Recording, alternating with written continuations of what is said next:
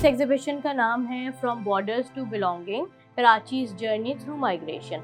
तो इसमें हम यही दिखाना चाह रहे हैं कि पार्टीशन से पहले क्या सूरत हाल थी और पार्टीशन के बाद जो लोग कराची आए मूव हुए उनको क्या डिफ़िकल्टीज़ पेश आईं, वो किस तरह यहाँ सेटल हुए। कुछ कैंप्स बने, लोग आके कैंप्स में गए, कुछ लोग पहले से ही आ चुके थे तो उनके रिश्तेदार थे वो उनके घर मूव हुए।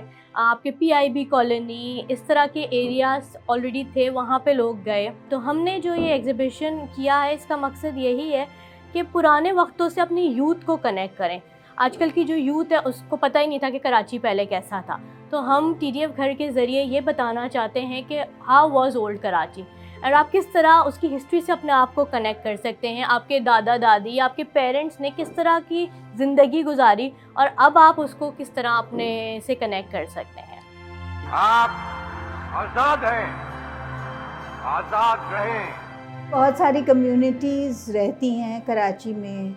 जब मैंने अपनी किताब लिखी थी कराची वाला, अ सब continent with in a city, वो इसी वजह से कि मेरा ख़्याल था कि कराची वाहिद शहर है पूरे मुल्क का जिसमें इतना ज़्यादा तनव्वुर है, इतनी मुख्तलिफ़ कम्युनिटीज़ रहती हैं यहाँ हमारे आसपास।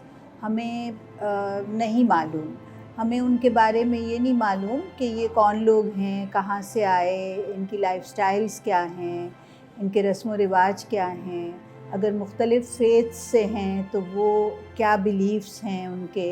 इन चीज़ों को डॉक्यूमेंट करना बेहद ज़रूरी है। इस एग्ज़िबिशन में हमने रिसर्च के थ्रू और कुछ लोगों से हमने बात भी की जिससे हमें उनकी स्टोरीज़ पता चली। वो हमने डॉक्यूमेंट्री फॉर्म में भी यहाँ पे चलाई हुई हैं।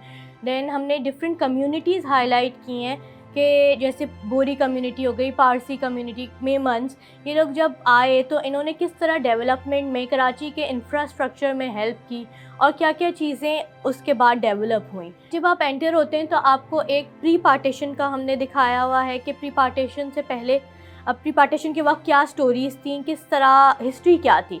फिर आप आगे आते हैं 1947 बीच में रखा है हमने, उसके आगे आएंगे तो आपको पता चलेगा कि जब लोग आ गए, पार्टीशन हो गया तो किस तरह का उनका रहन सहन था, क्या क्या दुश्वारियाँ उनको पेश हुई, किस तरह कैंप्स थे, अलग अलग मोहल्लों में कैंप्स बने हुए थे, लांडी में, आपके कोरंगी में, एयरपोर्ट के पास। तो वो सब हमने बताया है। देन दूसरे कमरे में आते हैं तो डेवलपमेंट्स की बात हो रही है कि कराची देखें एक कल्चरल पॉट है, डिफरेंट कल्चर्स यहाँ पे जो हैं वो रह रहे हैं, डिफरेंट कल्चर्स के लोग यहाँ पे रह रहे हैं। तो वो सारे जब मिलकर डेवलपमेंट में उनकी क्या कंट्रीब्यूशंस थी वो सब हमने सेकंड रूम में बताई हुई हैं।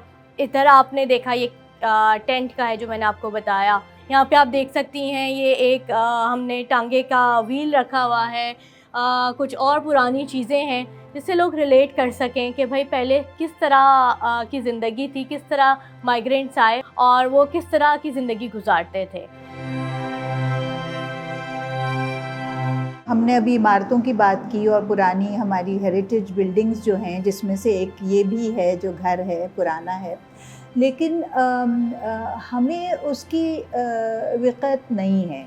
हम लोग अपने हेरिटेज को प्रिज़र्व करना नहीं जानते, इसलिए कि लालच इतनी है हर एक को इस शहर में, और जो लोग बिल्डिंग्स खड़ी करना चाहते हैं, वहाँ प्लाज़ाज़ बनाना चाहते हैं, शॉपिंग प्लाज़ाज़ और अपार्टमेंट्स बनाना चाहते हैं, तो उनके लिए कोई वो नहीं है कि वो इतनी खूबसूरत, इतनी पुरानी इमारतों को गिरा दें। तो वो आए दिन हमारे यहाँ हो रहा है, चाहे हम लोग जितना भी शोर मचा लें, कुछ भी कर लें, लेकिन वो प्रिजर्वेशन नहीं है।